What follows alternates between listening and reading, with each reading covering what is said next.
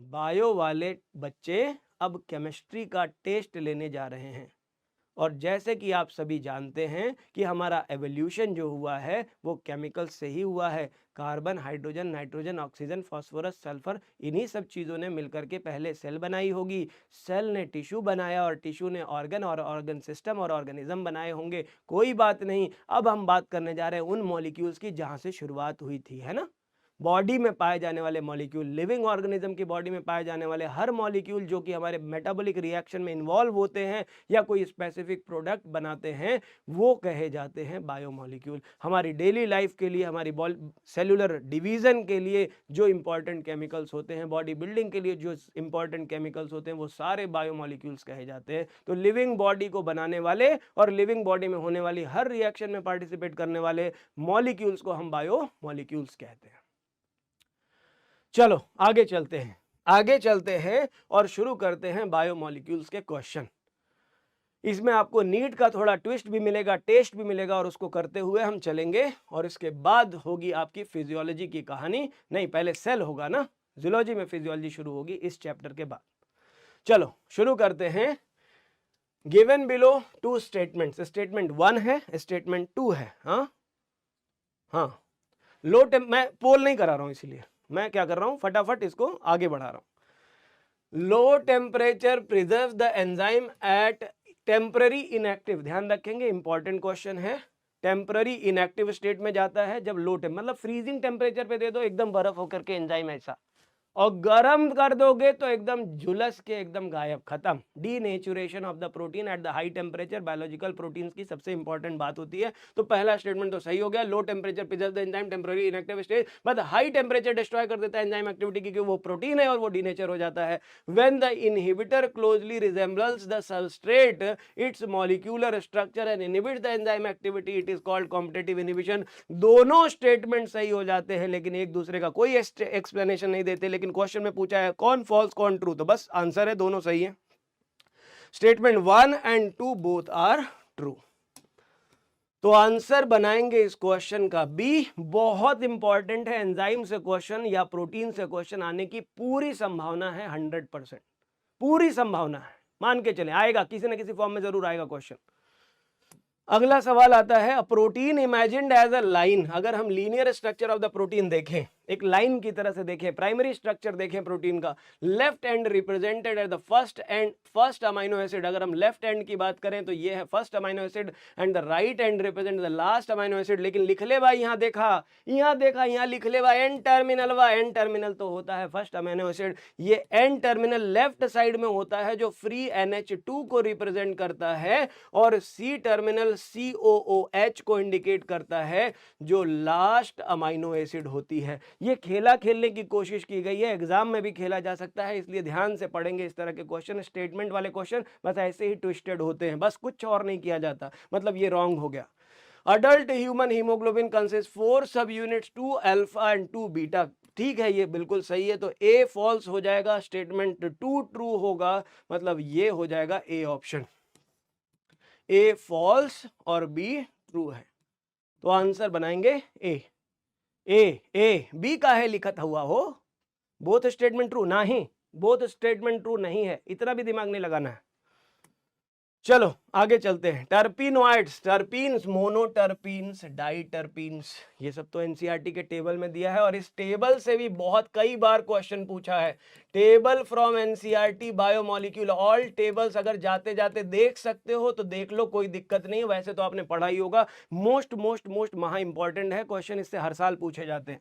Toxins में अब्रिन and ricin आता है, अल्कलॉइड में मॉर्फिन एंड कोडीन आते हैं, लेक्टिन्स में कौन कैनावेलिन ए आते हैं। ये सब कुछ पढ़ा हुआ है, टेबल वाला क्वेश्चन है, मैच द कॉलम है। ए का 4 है, ए का 4 है, ए का 4 है, ए का 4 है, सॉरी डी का 4 है, डी का 4 है, डी का 4 है, ई रहा डी का 4 चोर। मैच कर लेते हैं। सी का 2, ये देखें यहाँ पे ए का 2, बी का 3, सी का 1 और डी का 4।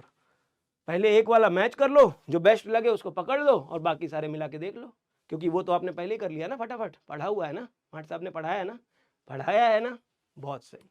तो बस आंसर करें सी ऑप्शन। आगे चले, आगे चलते हैं। मैलोनेट, देखो कॉम्पिटिटिव इनहिबिटर की बात है तो मैलोनेट जो होता है वो एक कॉम्पिटिटिव इनहिबिटर होता है। किसका? सक्सिनिक डिहाइड्रोजिनेज का। सक्सिनिक एसिड उसका नॉर्मल सबस्ट्रेट था, लेकिन उसी जैसी कहानी मैलोनेट की है, सेम साइट का कॉम्पिटिटर है, तो इसे कहते हैं कॉम्पिटिटिव इनहिबिटर। तो structural competition for same active site with the enzyme succinic dehydrogenase, answer बनाएंगे C. Next question, cellulose does not form blue colour. ये ब्लू कलर आता काहे है भाई? आयोडीन टेस्ट जब हम करते हैं तो स्टार्च की बात करें या ग्लाइकोजन की बात करें, जहां हेलिसेस पाई जाती हैं, जहां हेलिकल स्ट्रक्चर पाया जाता है, इस हेलिक्स के अंदर आयोडीन के मॉलिक्यूल ट्रैप हो जाते हैं। ध्यान रखेंगे, कुछ लोग सोचते हैं स्टार्च ही कन्वर्ट हो गई, ब्लू कलर दे रही है, नहीं, कन्वर्ट नहीं हुई, कोई रिएक्शन नहीं हुई। कह रहे ये आयोडीन के मॉलिक्यूल कुछ इस तरीके से उसके अंदर होल्ड हो जाते हैं, अटैच हो जाते हैं कि उन सारे आयोडीन मॉलिक्यूल का जो कलेक्टिव रेजोनेटिंग इफेक्ट होता है, वो रेजोनेटिंग कलर जो होता है वो ब्लू कलर का होता है। तो starch shows this blue color because they trap iodine in their helices। NCERT की इंपॉर्टेंट लाइन है, बट ऐसा कुछ भी सेल्यूलोज नहीं शो करता, क्योंकि they do not form the complex helices like the starch and can not hold the iodine molecule like this. Cellulose में beta glucose unit पाई जाती है, स्टार्च में अल्फा ग्लूकोज यूनिट पाई जाती हैं। सेल्यूलोज एनिमल्स डाइजेस्ट नहीं कर पाते हैं, स्टार्च को एनिमल्स डाइजेस्ट कर पाते हैं, क्योंकि स्टार्च में अल्फा ग्लूकोज होती है, सेलुलोज में बीटा, और हमारे पास बीटा अमाइलेज या बीटा डाइजेस्टिव एंजाइम्स नहीं होते हैं एनिमल्स में। ध्यान रखेंगे, तो आंसर हो जाएगा D option, D option. Next question, exoskeleton of arthropod composed of, chitinous exoskeleton होता है, और काइटिन जो होती है वो पॉलीमर होती है NAG N एसिटाइल ग्लूकोसामाइन की। तो chitinous exoskeleton, fungal cell wall में भी काइटिन पाई जाती है, और एक्सोस्केलेटन ऑफ आर्थ्रोपोड में भी काइटिन पाई जाती है। और काइटिन जो होती है वो second most abundant biomolecule, second most abundant biomolecule है। मोस्ट अबंडेंट बायोमॉलिक्यूल सेल्यूलोज होता है, most abundant animal protein collagen होती है, मोस्ट अबंडेंट प्रोटीन्स रूबिस्को होती है। ये छोटे छोटे पॉइंट्स हैं, ये बहुत ही बेसिक से पॉइंट है, आपने पढ़े होंगे, आपको याद होंगे, पूरी उम्मीद और मुझे पूरा कॉन्फिडेंस है। Read the following statement, choose the correct statements. कौन सा करेक्ट है? ध्यान दे, कह रहे lecithin found in plasma membrane of glycolipid लिखा है, यहीं चोर पकड़ा गया। कह रहे ये ग्लाइकोलिपिड नहीं है, ग्लाइको मतलब sugar with lipid, glycolipid phospholipid होती है जिसमें फॉस्फेट विद लिपिड और कोलिन एक नाइट्रोजन कंटेनिंग कंपाउंड होता है, वो तीन चीजें जुड़ी होती हैं, याद रखेंगे। जब ग्लिसरॉल में भाइयों और उनकी बहनों, ग्लिसरॉल में जब fatty acid, phosphoric acid plus choline मिल जाती है, तब जाकर के लेसिथिन बन जाती है। ध्यान रखेंगे, ये फॉस्फोलिपिड होती है। क्या होती है? फॉस्फोलिपिड होती है। तो ये गलत हो गई बात। सैचुरेटेड फैटी एसिड, वन और more carbon carbon double bond, नहीं, सैचुरेटेड है तब का है कार्बन कार्बन डबल बॉन्ड भाई। अनसैचुरेटेड में वन या उससे ज्यादा डबल बॉन्ड कार्बन कार्बन के बीच में पाए जाते हैं, मतलब ये भी गलत हो गया। Gingelly oil lower melting point है, remain oil in winter, normal oil, simple oil. Unsaturated fatty acids में जो ऑयल जो बनाती हैं ऑयल्स, वो कैसी होती हैं? वो सिंपल होती हैं और वो ऑयली फॉर्म में पाई जाती हैं विंटर्स में। जैसे आप सैचुरेटेड फैट या एनिमल फैट्स को देखते हो, वो क्या होती हैं? वो जब सर्दियां आती हैं तो वो जम जाती हैं। तो saturated fat, animal fats, butter, ghee, जब इनकी बात करते हैं तो ये जो बेसिकली होती हैं वो कैसी होती हैं? वो सैचुरेटेड फैटी एसिड्स होती हैं। जिंजली ऑयल सिंपल होती हैं, लेकिन लिखा है इसका लोअर मेल्टिंग पॉइंट है। दो चीजें आप याद रखो, जो सैचुरेटेड है वो आसानी से नहीं टूटेगा, इसलिए इसका हायर मेल्टिंग पॉइंट होता है। और जो अनसैचुरेटेड है, थोड़ा बहुत भी दिखाओ, 100-200 रुपए में टूट जाते हैं। सैचुरेटेड कह रहे उनको किसी चीज की कोई जरूरत ही नहीं है, उनको दिखाते रहो। हाँ, 1-2 करोड़ की बात हो तो भाई साहब कुछ लोग तो टूट जाते हैं, आपको तो पता ही है। 1-2 करोड़ से ऊपर जाओगे तो बहुत सारे सैचुरेटेड लोग डोल जाते हैं, लेकिन अनसैचुरेटेड तो कभी भी डोल सकते हैं। लोअर मेल्टिंग पॉइंट होता है, बड़े छिछले होते हैं, लेकिन सैचुरेटेड वाले साधु सन्यासी जब उन्हें बहुत ऊपर लेवल की चीज दिखाई देती है तभी डोलते हैं। वो मेनका और अप्सरा आएंगी तभी वो डोलेंगे, नहीं तो नहीं डोलेंगे। वाह क्या बात कही है। चलो अगला point next. Lipids generally insoluble in water, soluble in organic solvents. ये भी सही है, ये भी सही है, बिल्कुल सही बात है। Fatty acid esterified, when a fatty acid esterified with glycerol monoglycerides are form. ठीक बात है, एक फैटी एसिड बोला है, व्हेन अ फैटी एसिड तो मोनोग्लिसराइड बन जाती है, दुई टू हो तो डाइग्लिसराइड बन जाती है, तीन टू हो तो ट्राइग्लिसराइड बन जाती है। ग्लिसरॉल एक ही रहेगा, ध्यान रखेंगे। एक ग्लिसरॉल एक फैटी एसिड मोनोग्लिसराइड, एक ग्लिसरॉल दुई फैटी एसिड डाइग्लिसराइड, एक ग्लिसरॉल तीन फैटी एसिड तीन एस्टर तीन पानी लॉस होगा और बन जाएगा ट्राइग्लिसराइड फैट। ध्यान रखेंगे, बहुत इंपॉर्टेंट। एस्टर बॉन्ड हो, पेप्टाइड बॉन्ड हो, ग्लाइकोसिडिक बॉन्ड हो, तीनों में वाटर लॉस होता है, तीनों में वाटर लॉस होता है बॉन्ड बनने के टाइम। ठीक है बेटा जी, चलो देखते हैं। ये सही, ये सही, ये सही, तीन सही। सी डी ई कड़े, कड़े ओनली। पूछा क्या है करेक्ट आंसर? कड़े only, only D option, fourth option. चलो अगला, ग्लाइकोजन जो होता है बेटा, अगला सवाल, एनिमल का फूड स्टोरिंग प्रोडक्ट होता है ग्लाइकोजन, प्लांट में जो होता है वो होता है स्टार्च, इसीलिए ग्लाइकोजन को कहते हैं एनिमल स्टार्च। बहुत बढ़िया। ग्लोब्यूलिन जो होती है वो होती है इम्यूनोग्लोबुलिन एंटीबॉडीज, स्टेरॉइड जो होते हैं वो हार्मोन बनाते हैं, और थ्रोम्बिन जो होती है वो प्रोटीन होती है जो कि एज अ कैटलिस्ट काम करती है ब्लड क्लॉटिंग के दौरान। तो मैच हो चुका है, ए को एस से मिलाएंगे, ए एस को मिलाएंगे, मतलब ये दोनों गलत हो गया। बी को हम मिला देंगे आर से, बी को मिला देंगे आर से, ए को एस से, सी को फिर से ले जाएंगे पी के पास, और डी को क्यू के साथ ले जाएंगे, डी क्यू बना देंगे, और आंसर बन जाएगा ए ऑप्शन फटाक से। चलो अगला सवाल, which of the following is not secondary metabolite in the plants, plant हो या एनिमल हो। सेकेंडरी और प्राइमरी मेटाबोलाइट की जब भी हम बात करते हैं तो प्राइमरी वो होता है जो इसका मेन फंक्शन बॉडी के रेगुलर मेटाबॉलिक एक्टिविटीज में होता है। सेकेंडरी वो होता है जो जिसको खुद ही नहीं पता, सोर्स सेल को ही नहीं पता ही काहे बन गया, वे कैसे बन गया और काहे बन गया, उसका खुद का फंक्शन अभी तक अननोन है। मतलब मॉर्फिन जिसका इस्तेमाल एनिमल्स कर रहे हैं, उस मॉर्फिन को प्लांट ने किस फॉर्म में एज अ पेन किलर बनाया होगा अभी तक नहीं पता, हमको कुछ नहीं पता, अभी हमें नहीं पता। कैंसर ट्रीटमेंट में हम टैक्सोल का इस्तेमाल कर रहे हैं, विनब्लास्टिन करक्यूमिन का इस्तेमाल कर रहे हैं, वो एनिमल के ट्रीटमेंट में, क्या वो प्लांट ट्रीटमेंट में प्लांट का भी कैंसर ट्रीट कर रहा है, हमको कुछ नहीं पता। मतलब सोर्स सेल में सेकेंडरी मेटाबोलाइट का क्या एग्जैक्ट फंक्शन है वो अभी तक डिफाइंड नहीं है। इन जनरल हम कह सकते हैं वो रेगुलर मेटाबोलिज्म का पार्ट नहीं है। जो प्राइमरी इंपॉर्टेंस रखते हैं, एनर्जी प्रोडक्शन में यूज होते हैं या रेगुलर मेटाबोलिज्म में इन्वॉल्व होते हैं, उन्हीं को प्राइमरी कहते हैं। कह रहे हैं नॉट सेकेंडरी मेटाबोलाइट, तो जो प्राइमरी है वो सेकेंडरी नहीं है। कौन है प्राइमरी? वो है अमाइनो एसिड एंड ग्लूकोज। ये रेगुलरली हमें चाहिए, हमारे फूड में चाहिए, फूड सिंथेसिस में चाहिए, बायोलॉजिकल एक्टिविटीज के लिए चाहिए, रेगुलर चाहिए। बाकी सब सेकेंडरी मेटाबोलाइट है। तो आंसर बनाएंगे ए ऑप्शन। अगला, प्रोटीन में पेप्टाइड बॉन्ड तुरंत मैच करे फटाक से। अनसैचुरेटेड फैटी एसिड मतलब carbon carbon double bond, nucleic acid में फॉस्फोडाइएस्टर बॉन्ड, और पॉलीसैकेराइड में ग्लाइकोसिडिक बॉन्ड, शुगर शुगर का बॉन्ड। तो देखते हैं क्या आंसर बनेगा। ए को एस से मिलाएंगे, ए को एस से मिलाएंगे तो मतलब हमारे पास दो ऑप्शन बना, और बी को हम मिलाते हैं पी से, ब्लड प्रेशर लगाते हैं, सी को क्यू से मिलाएंगे और डी को आर से मिलाएंगे तो आंसर बन जाएगा डी ऑप्शन। डी ऑप्शन बन जाएगा आंसर। बहुत सारे बच्चे जुड़े हुए हैं और बहुत सारे बच्चे सही कर रहे हैं। ये मेरे लिए बहुत कॉन्फिडेंस दे रहा है, मुझे बहुत एनर्जी दे रहा है। मेरी ऊर्जा आप देखते जाओ बढ़ती चली जा रही है। जैसे जैसे और शाम होती जाएगी मैं ऐसा राक्षस बन जाऊंगा, ऐसा दानव बन जाऊंगा, एनर्जी कई गुना ज्यादा बढ़ जाएगी। लेकिन आपकी एनर्जी भी बड़ी होनी चाहिए। अगर आपके अंदर एनर्जी डाउन हुई तो मेरी एनर्जी उतनी ही दुगनी, एनर्जी दुगनी तरीके से कम होती जाएगी। मैं वो एंजाइम हूं, जैसे आप जानते हो एंजाइम एक्टिविटी टेम्परेचर बढ़ाने के साथ 2 गुना बढ़ती जाती है, उसी तरह से मैं भी वही एंजाइम हूं। टेम्परेचर बढ़ाते जाओ एक लिमिट तक बढ़ती जाएगी दुगना, और जैसे ही आपकी एनर्जी डाउन हुई मैं वापस फिर से नीचे, खत्म, टाटा बाय बाय हो जाएगा। इसलिए इसको ऑप्टिमम पे मेंटेन रखो, ऑप्टिमम टेम्परेचर एकदम झकास, जिसपे मैक्सिमम एक्टिविटी होनी चाहिए। चलो अगला, हो lipid only single bond unsaturated, wrong.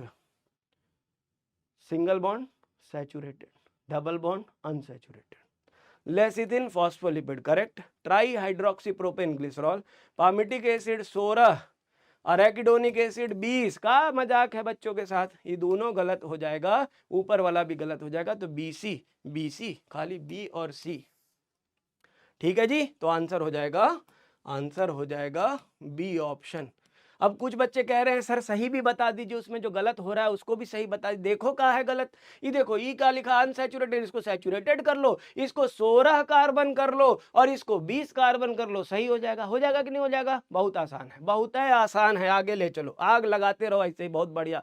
Basic amino acid, basic लाइसार्जी, लाइसिन और आर्जिनिन हो जाएंगे basic acid, acid glutamic acid, aspartic acid, ई है एसिड, इन्होंने एसिड पी रखा है, लाइसिन और आर्जिनिन ने बेस पी रखा है, और उसके बाद जो पढ़ते हैं अल्फेनी वाली गली, एलेनिन, फेनाइल एलेनिन, वाली मतलब वैलिन और गली मतलब ग्लाइसिन। ये कौन है? ये वो लोग हैं जिसमें एक NH2 और एक COH है, मतलब ये कौन है? ये न्यूट्रल है। तो लाइसिन हो जाएगा बेसिक अमाइनो एसिड, आंसर बनाएंगे बी। ग्लूटामिक एसिड बनेगा एसिडिक, वैलिन बनेगा, ये बनेगा आपका न्यूट्रल अमाइनो एसिड, और ई तो आपका है, ये जो है एरोमेटिक होता है टाइरोसिन। चलो भाई, inhibitor activity, catalytic activity inhibitor में मैलोनेट्स कॉम्पिटिटिव इनहिबिटर है, पेप्टाइड बॉन्ड प्रोटीन में होता है, कोलेजन एक प्रोटीन है, सेल वॉल फंजाई की काइटिनस होती है, और सेकेंडरी मेटाबोलाइट राइसिन होता है। तो 4 का पी है, मतलब 4p ये है 4 पाई, बाकी और कहीं नहीं है 4 पाई, आंसर आई। ये देखो डी में पहले का Q, 1 का Q, 2 का S, 3 का R, और ये रहा 4 पाई, आंसर आई डी ऑप्शन। कौन सी ऑप्शन? डी ऑप्शन आएगी, इसमें कोई डाउट नहीं होना चाहिए। तो बहुत आसान सी बातें, एकदम घबराना नहीं है, बहुत आसान सा सवाल है। चले, which one of the following most abundant protein, अभी बताया था, एनिमल में कोलेजन और लिविंग वर्ल्ड में रूबिस्को। ठीक है जी, बस यही इतना ही करना है इसमें, तो आंसर बना देंगे ए। चलो, glycosidic bond and peptide bond respectively, तो यहां पे एक नाम लिखेंगे, ऐसे बड़ा सा आई लिखेंगे, और यहां लिख लें इनुलिन, और यहां लिख लें इंसुलिन, इंसुलिन लिख लें। देखें, एक जैसे दिखने वाले लोग कंफ्यूज नहीं होना, एग्जाम में जानबूझ के फंसाने के लिए दिए जाते हैं। इनुलिन एक शुगर है, कार्बोहाइड्रेट है, और कार्बोहाइड्रेट में ग्लाइकोसिडिक बॉन्ड पाया जाता है, और इंसुलिन एक प्रोटीन है, और प्रोटीन में पेप्टाइड बॉन्ड पाया जाता है। बहुत ही आसान सा सवाल है, बट जल्दबाजी में कई बार गलतियां होती हैं। थियामीन और थाइमीन में ऐसी ही गलतियां होती हैं, रेनिन और रेनिन में ऐसी गलतियां होती हैं। तो इसलिए ऐसे शब्दों को आप बिल्कुल रट डालें, ध्यान रखें, एग्जाम में जब आए तो जरूर देख डालें कहीं मिसप्रिंट हो गया है, ये आंसर देख करके इस तरीके से नहीं कर देंगे कि मिसप्रिंट आ गया है। पढ़ेंगे प्रॉपर और फिर आंसर करेंगे। कुछ इस तरीके से है कहानी, डबल एन का खेल है, सिंगल एन का खेल है। ये रेनिन जो होता है हार्मोन जैसा एंजाइम होता है, कैटलिस्ट का काम करता है, लेकिन ब्लड में सीक्रेट होकर के टारगेट ऑर्गन तक जाता है, इसलिए लोग इसे हार्मोन कहते हैं। ये रेनिन एक डाइजेस्टिव एंजाइम है जो प्रोटीन, मिल्क प्रोटीन उसे डाइजेस्ट करता है। तो ध्यान रखेंगे, इस क्वेश्चन के हिसाब से आंसर तो हमारा केवल एक बनेगा, लेकिन उसमें 2 बातें और हमने ऐड कर दी ताकि आप उसको ध्यान रखेंगे। Answer C will be correct, answer C will be correct. अगला सवाल है, ग्लाइसिन एक लिपिड है, गलत बात, यही गलत है, इनकरेक्ट पूछा भी है आपसे, देखो इनकरेक्ट पूछा है, ग्लाइसिन एक लिपिड है, गलत होगी, बाकी सब सही होना चाहिए। लेसिथिन में फॉस्फेट होता है, ठीक है। टाइरोसिन एक एरोमेटिक होती है, बेंजीन रिंग पाई जाती है, सही होती है। और सल्फर एक इंटीग्रल पार्ट है, सल्फर कंटेनिंग अमाइनो एसिड होती है सिस्टीन, और सिस्टीन में कह रहे एक सिस्टीन दूसरे सिस्टीन से जब जुड़ जाती है तो बन जाती है सिस्टाइन, तो वो बन जाता है डाइसल्फाइड लिंकेज, बस सिंपल है। सिस्टाइन मतलब एक अमाइनो एसिड अपने सल्फर के थ्रू कोवैलेंटली लिंक हो जाए, बस सिंपल, सिस्टीन विद सिस्टीन बना लेती है सिस्टाइन।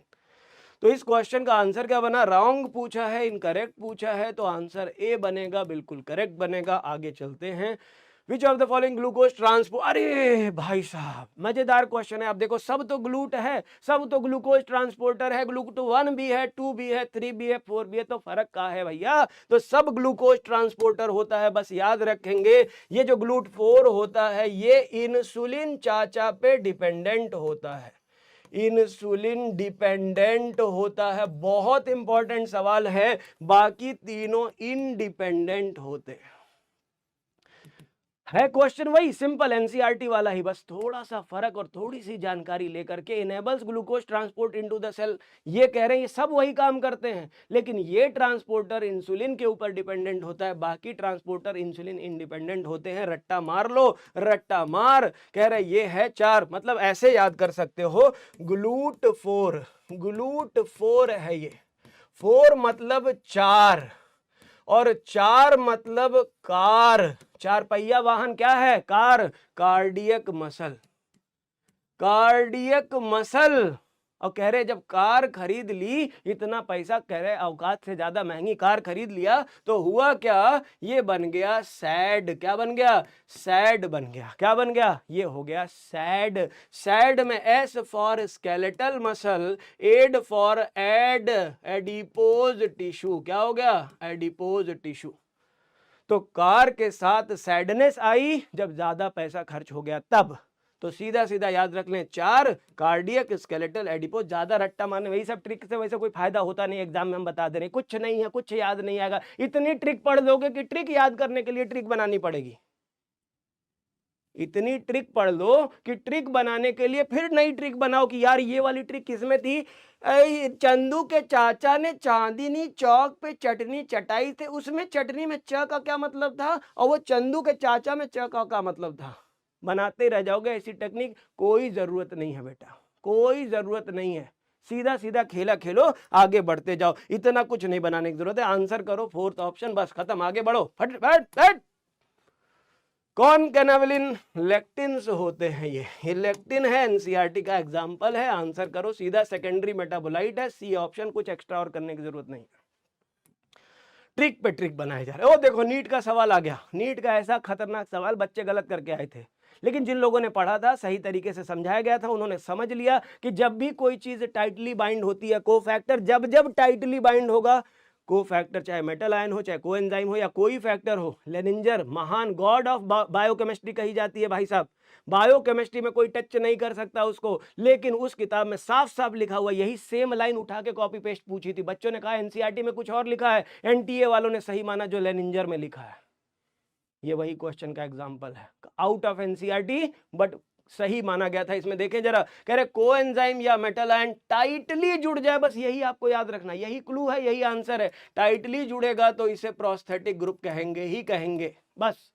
तो ये हो गया answer correct. Complete catalytic activity of enzyme is it's binding prosthetic group is called apo enzyme. Wrong है, जब एपो एंजाइम को फैक्टर से जुड़ेगा तब बनाएगा होलो एंजाइम।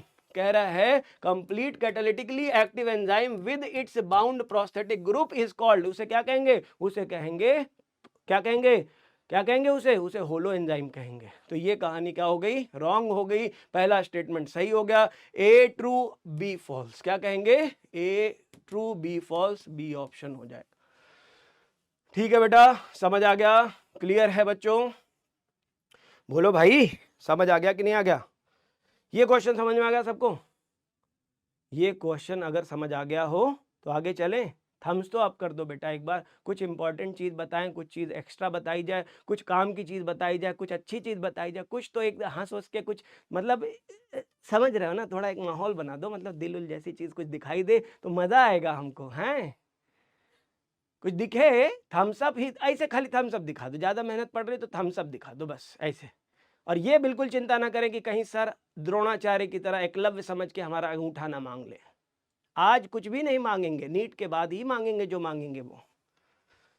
चलो आगे चलते हैं। 2 फंक्शनल ग्रुप कैरेक्टरिस्टिक। कह रहा है शुगर है अगर, तो जैसे कि हम जानते हैं शुगर भले ही मीठी होती हो, लेकिन नाम इसको सैकराइड जो दिया गया है, सैकरिन से दिया गया है। सैकरिन शुगर नहीं होता, saccharin non sugar but sweet होता है, शुगर को देखा वो भी स्वीट थी, उसी सैकरिन से मिला करके सैकराइड नाम दे दिया गया। लेकिन केमिकली इसको डिफाइन किया गया पॉलीहाइड्रोक्सी एल्डिहाइड या कीटोन, मतलब इसमें कार्बोनिल ग्रुप पाया जाता है, हाइड्रोक्सी ग्रुप पाया जाता है। तो polyhydroxy aldehyde with ketone, aldehyde और कीटोन उसी को कहते हैं शुगर या carbohydrate. Best definition on the basis of structure and function. तो आंसर बनाएंगे डी ऑप्शन।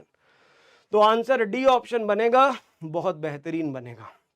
अगला सवाल, रेफरेंस टू एंजाइम कह रहा है इनमें से कौन सा स्टेटमेंट करेक्ट पूछा है। अपो एंजाइम, ये तो आप क्लियर समझ लो कि एक कंप्लीट एंजाइम जिसे हम होलो एंजाइम कहते हैं, कंप्लीट एंजाइम जिसे होलोजाइम या होलो एंजाइम कहते हैं, ये होलो एंजाइम दो पार्ट से बना होता है। इसमें एक होता है जो खाली प्रोटीन पार्ट होता है, खाली प्रोटीन से बना होता है, उसे कहते हैं एपो एंजाइम, और दूसरा होता है जो नॉन प्रोटीन होता है। ये नॉन प्रोटीन पार्ट हो सकता है, ऑर्गेनिक भी हो सकता है, ऑर्गेनिक भी हो सकता है, इनऑर्गेनिक भी हो सकता है।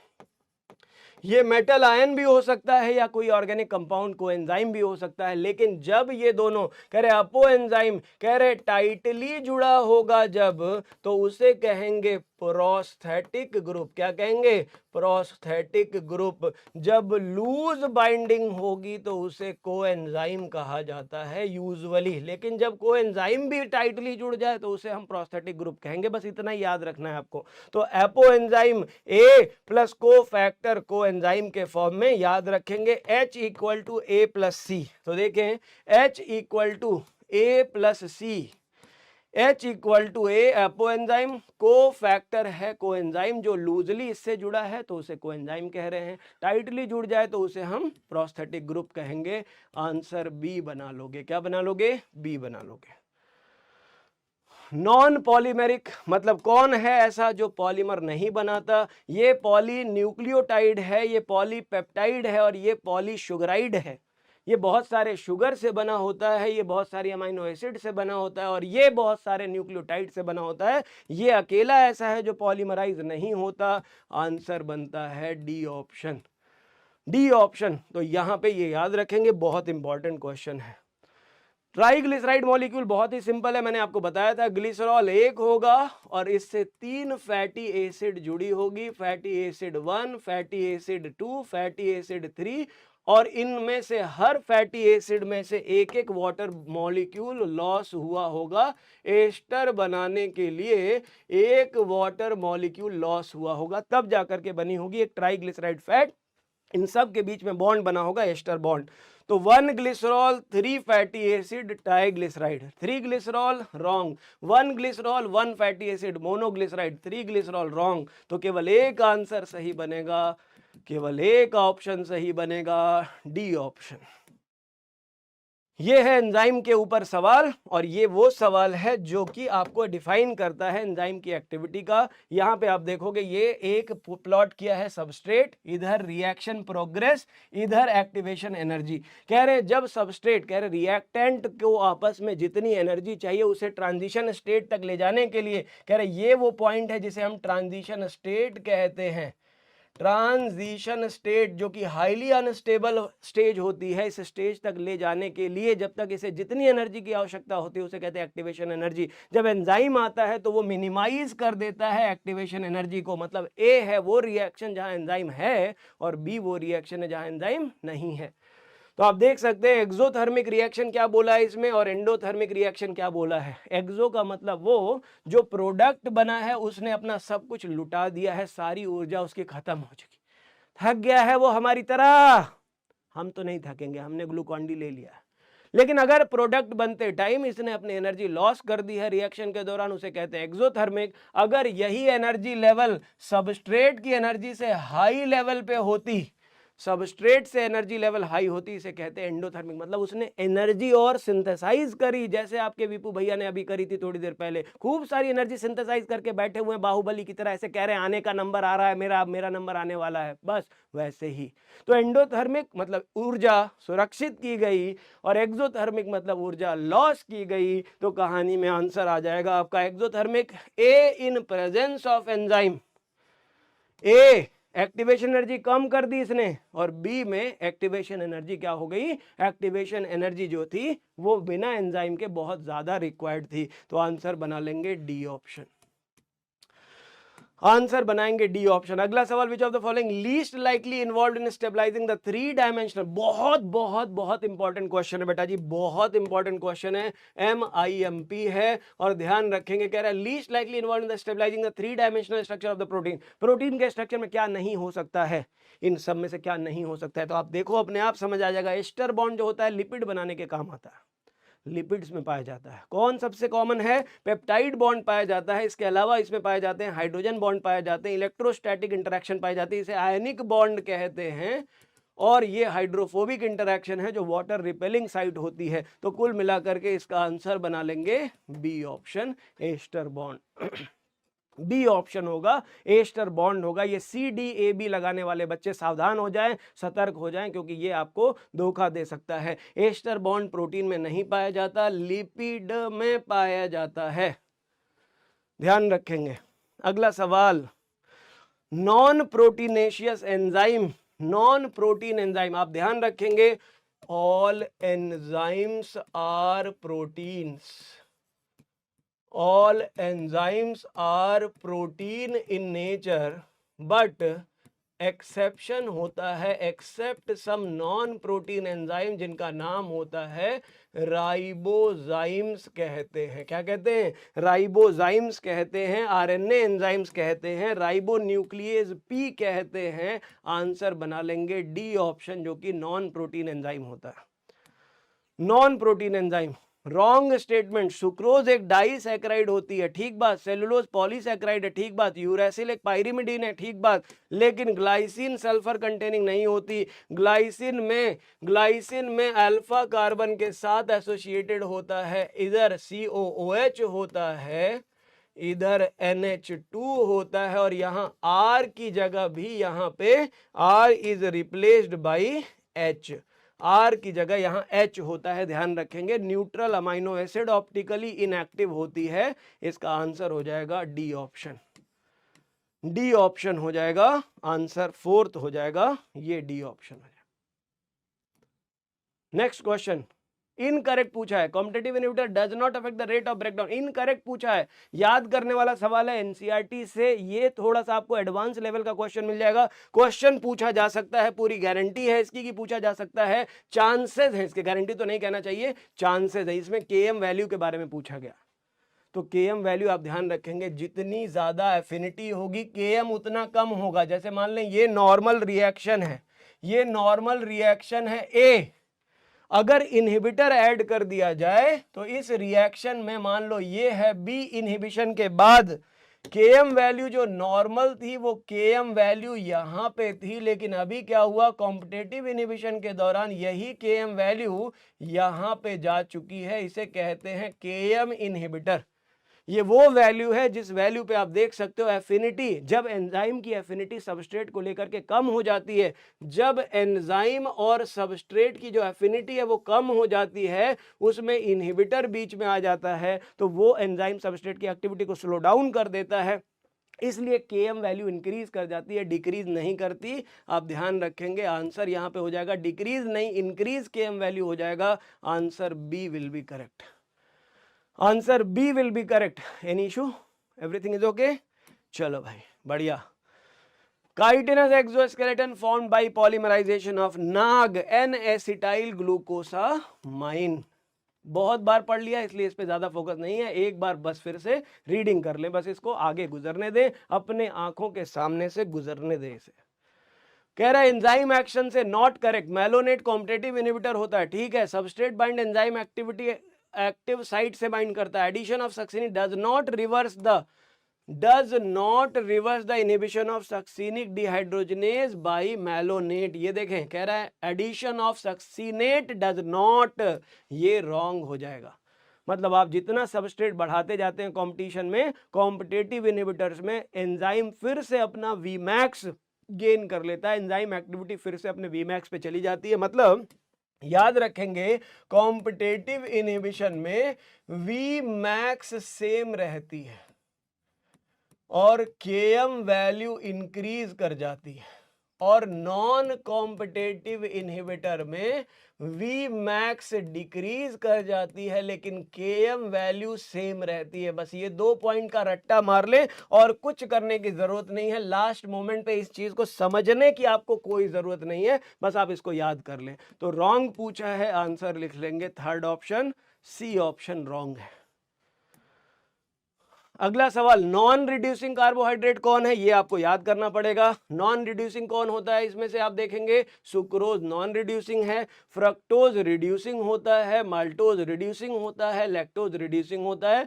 Sucrose is a non reducing sugar. Glucose fructose के कॉम्बिनेशन से बनी हुई सुक्रोज सैकरम ऑफिसिनेरम में पाई जाती है, गन्ने में पाई जाती है, बीट रूट में पाई जाती है। ठीक है, याद रखेंगे। तो ये हो गया आंसर सी ऑप्शन। क्या हो जाएगा, सी ऑप्शन हो जाएगा। ये चित्र देखें, ये है ग्लिसरॉल ट्राई हाइड्रोक्सी प्रोपेन है, TCH2OH, CHOH, और ये है CH2OH। मतलब ये 3 OH रिप्रेजेंट कर रहे हैं ये अल्कोहलिक ग्रुप, और ये कार्बन को शो कर रहा है CH2OH, ये CHOH और ये CH2OH। तो ये आप देखोगे कि ये मॉडिफाइड ग्लिसरॉल्डिहाइड है, डेराइव्ड शुगर है ये। ग्लिसरॉल्डिहाइड का एल्डिहाइड हटा दिया और उसके ऊपर अल्कोहल चिपका दी है, दारू पिला दी है। एल्डिहाइड को जब दारू पिला दी जाती है तो वो ग्लिसरॉल बन जाता है, ग्लिसरॉल्डिहाइड को दारू पिलाओगे वो ग्लिसरॉल बन जाएगा, याद रखना। तो आंसर बना देंगे ट्राई हाइड्रोक्सी प्रोपेन, ऑप्शन बन जाएगा बी। ये चित्र देखें, बहुत ही आसान है, एनसीईआरटी में दिया हुआ है, इसको बस देखें और पहचान लें बस कि कौन कौन है ये। तो आप ये देखेंगे कि यहाँ पे ये एक पायरिमिडीन का स्ट्रक्चर बना हुआ है, यहाँ पे देखें ये ग्लूकोज का स्ट्रक्चर बना हुआ है, यहाँ देखेंगे आप तो ये एक शुगर है, और इससे शुगर पेंटोज शुगर है। ये कौन है, ये पेंटोज है, राइबोज शुगर है। आप देखें सेकंड पोजीशन पे OH लगी हुई है, तो ये है राइबोज शुगर। ओ हटा देंगे तो बन जाएगी deoxyribose.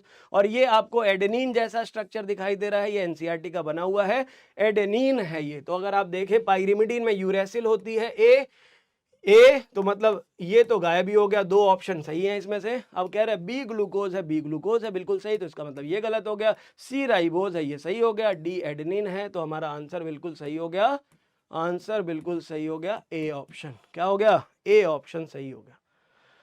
Metal ion important functioning करता है सेल्स में, मेटल आयन कोफैक्टर की तरह एक्ट करता है। बहुत इंपॉर्टेंट पॉइंट है मेटल आयन से रिलेटेड, चाहे वो बॉटनी हो चाहे जूलॉजी हो, मेटल आयन दोनों के लिए इंपॉर्टेंट है। आप याद रखेंगे मेटल का इंपॉर्टेंस सेलुलर एक्टिविटी के लिए एज अ कैटालिटिक एक्टिविटी भी देखा जाए तो बहुत ज्यादा इंपॉर्टेंट होती है। दोनों ही करेक्ट एक्सप्लेनेशन दे रहे हैं, both A are true and R is correct explanation of assertion, तो ए बिल्कुल करेक्ट हो जाएगा। प्लीटेड शीट आप देखोगे, जो सेकेंडरी स्ट्रक्चर प्रोटीन का होता है वहां पे एक होती है अल्फा हेलिक्स और एक होती है beta pleated sheet. Alpha helix में आप देखोगे कि ये इस तरीके का हेलिकल पैटर्न होता है, इसे कहते हैं intramolecular hydrogen bonding. Alpha helix में इंट्रामॉलिक्यूलर हाइड्रोजन बॉन्डिंग, और बीटा प्लीटेड शीट में आप देखोगे ऐसे चादर की तरह, जैसे चादर फोल्ड होती है वैसे ऐसे फोल्डेड स्ट्रक्चर होता है, और इनके बीच में हाइड्रोजन बॉन्डिंग पाई जाती है।